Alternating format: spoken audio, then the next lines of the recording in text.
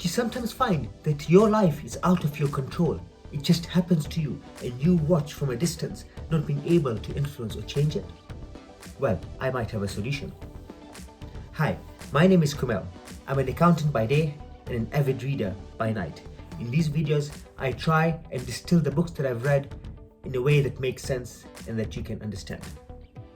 So going back to the question I first posed, how do I take control and responsibility of my life?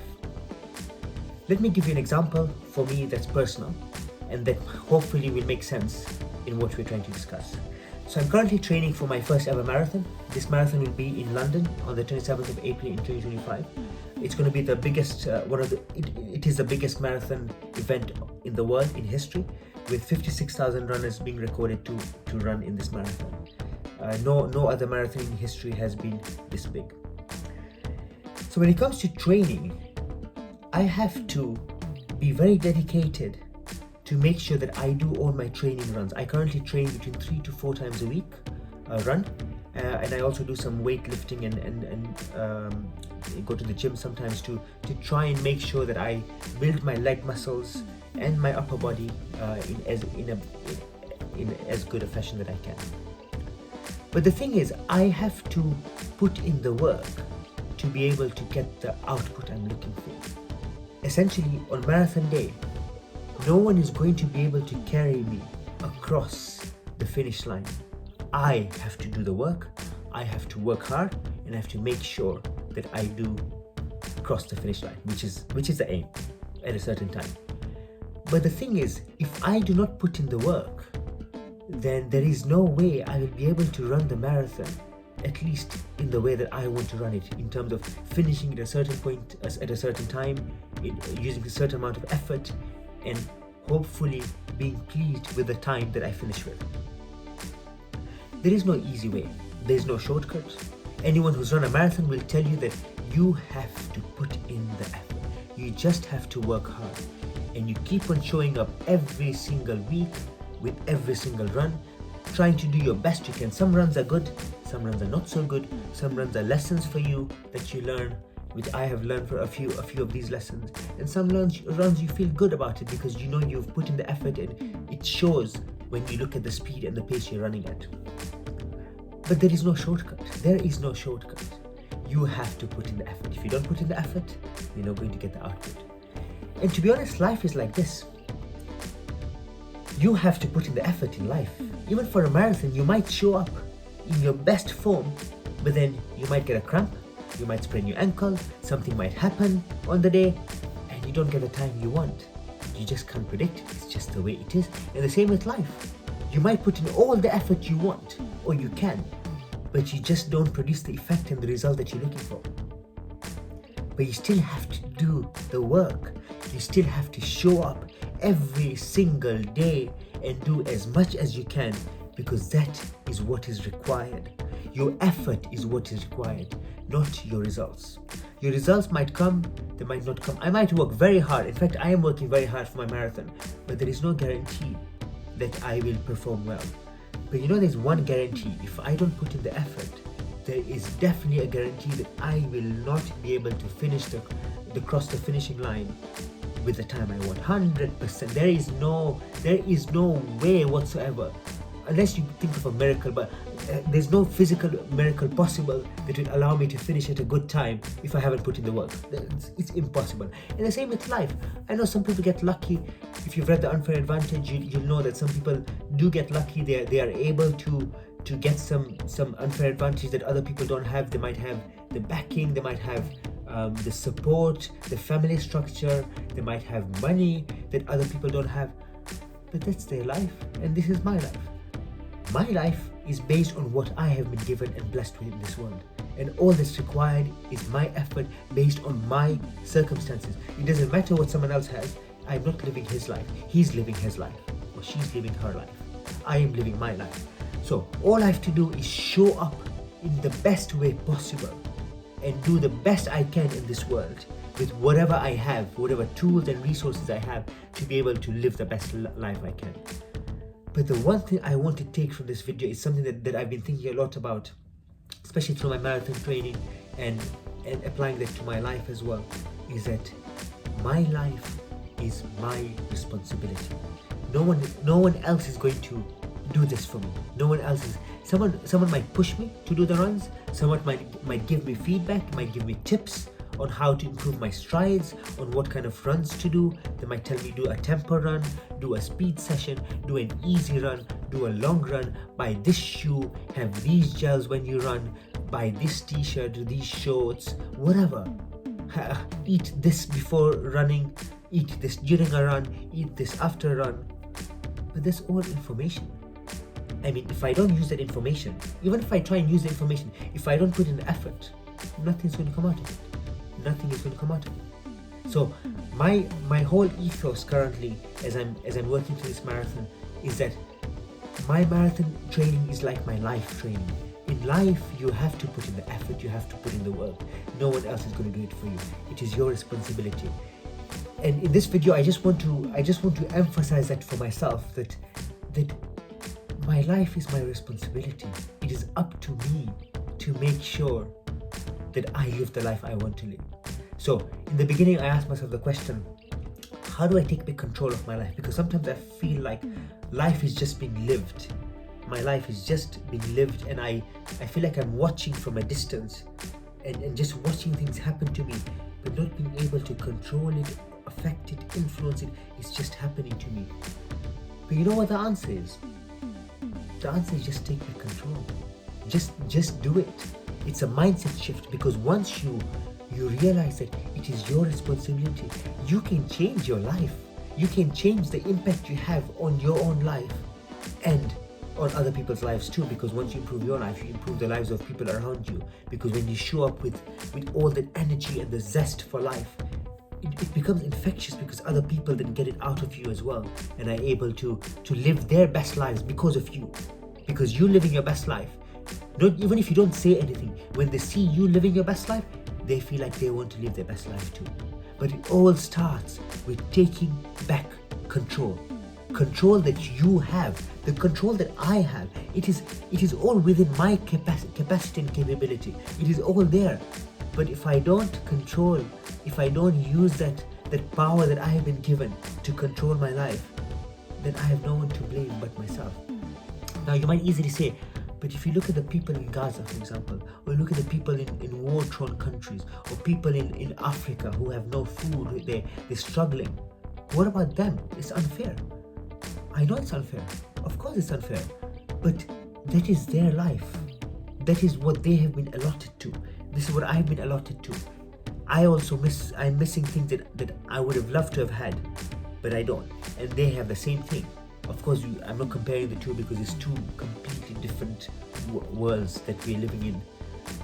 But the point I'm trying to make is, you use the resources that you have. So for the person who's living in Africa, they can live the best life by taking control of their lives. And that could mean just adopting a mindset where you take control of the attitude or the reaction of what is happening to you around. So for me personally, I might not be able to change what's happening around me, but I can change my attitude and the influence I put on myself and the way I react to what's happening around me. And that's how I am able to change and influence my world and the world around me. It's up to me. As I've said in previous videos, I am the CEO of my life. I make those decisions, I make those calls. And if I'm not, then I need to ask myself, why? Why am I not? Why is life being done to me when I should be in charge of my life? This is my life, the one chance I've been given to by God. When I die, I'm not going to be able to complain to God and tell him, oh, I could never live my best life because I don't know, I was never born into a rich family, you never blessed me with money, I was living in this country where I couldn't do this or couldn't do that, you gave me a certain personality, I was an introvert, whereas if I was an extrovert, I would have been able to do other things. But you know what? God is never going to ask you, why didn't you do something that was outside your capacity or capability? He's always going to ask you, why didn't you do what is within your capacity and your capability? Why did you not use the resources that you have, the tools that you have, and live the life that you should be living? Because it's up to me to make the choice. It's up to me to react. I can't control what's happening around me. I can't control people around me, but I can control the reaction that I have to what's happening around me. It might be horrible around me. It might be really hard around me. But if my attitude is one where I am controlling the way I react to certain things, the way I use my tools and capacities and capabilities, then it doesn't matter what's happening around. You can be neutral to what's happening around you as long as you are able to take control within. It's all within. It's a journey within. It's a mindset shift where I am now controlling my life and living it the way I want to live. The world is your oyster. There's so much a human being can do. If they can travel all the way to the moon, why can't they go inwards and find out what it is they're looking for? What do they really want? And then how will they be able to live the life that they want?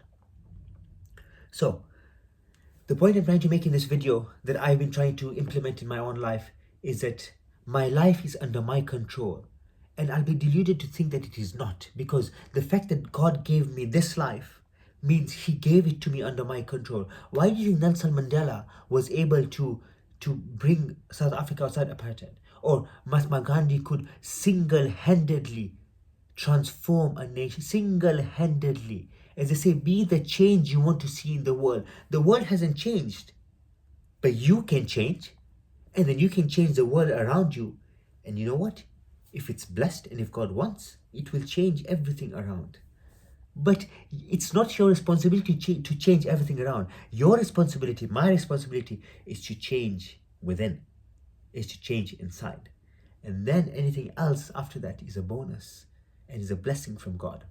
So I've taken the lesson for this week where I want to take control of my life. I want to be able to live the life that I want to live, because this is the one chance that God has blessed me with, and it is up to me to make the most of my life. It is up to me. I will be questioned on my choices, on my reactions.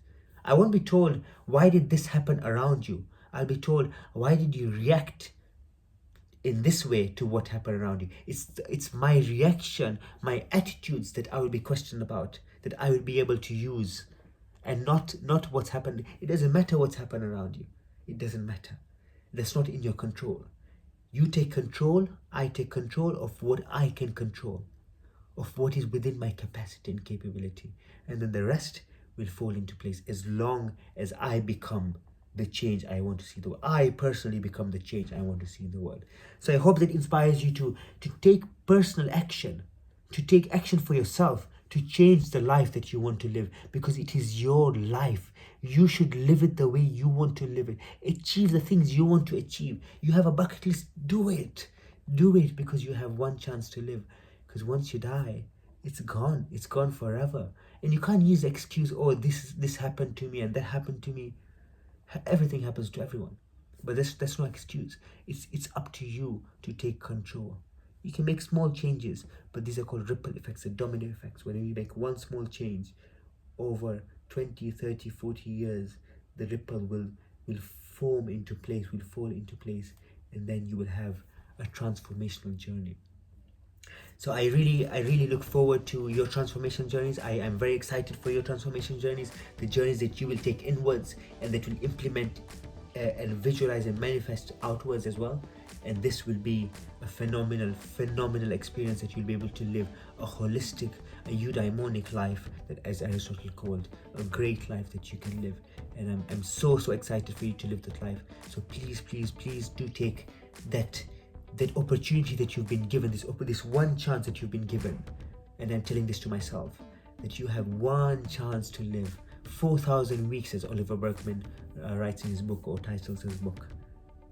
Make the most of it before it's taken away from you, because once it goes, it's gone away forever. Just like this moment that just passed has gone forever, and I'm never ever going to see it again. So make the most of the moments that you live in the present, live in the now, enjoy life. Why not? We have one blessing, one blessed life. Enjoy it. Do the things you want to do, pursue the dreams you want to pursue, and live the best life you can live, because that is what is required from me, to live the best life and to achieve everything I was set out to achieve. And the fact that I have a passion for something means there's something that God wants out of me using that passion, because He gave me that passion for something and not for something else. So whatever the passion that I have, maybe that's where my purpose lies, and that's the kind of life I need to live. So I hope you enjoyed that video, and if you did, please do let me know what your passions and hobbies are, what you want, what kind of life you want to live, and I'm rooting for you, and I hope you are able to live the life you need to live and you want to live. And until next time, I shall see you soon.